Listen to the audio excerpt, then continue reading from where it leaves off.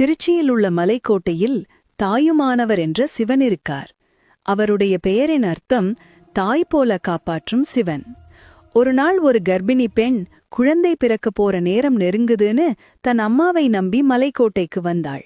ஆனா அவளின் தாயாரின் உடல்நிலை சரியில்லாததால் அவர் முழுவதுமாக கோவிலுக்கு வர முடியவில்லை. அந்த பெண் தனியா ரொம்ப பயமா, உடம்பு வலிக்குது, என்ன செய்யணும் எனக்கு தெரியல என்று அவள் சிவன் முன் நின்று கண்ணீர் விட்டாள். எனக்கு உதவி செய்யுங்க, தாயா நீங்க தான் இருக்க வேண்டும் என்று கண்ணீர் விட்டாள்.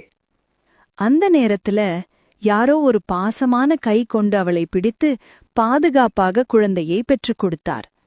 சிறிது நேரத்துக்கு பிறகு அவள் பார்த்தா அங்கே யாருமே இல்ல. அவள் முன்னிருந்தது சிவன் சன்னதி மட்டும். அவளுக்கு உடனடியாக புரிந்தது, என்னை காப்பாத்தியது சிவன்தான். அதனால்தான் அவரை தாயுமானவர் என்று சொல்றாங்க. அதுவே தாய்போல உதவி செய்யும் சிவன் தாயுமானவர் எப்படின்னு பெயர் வந்த காரணம்.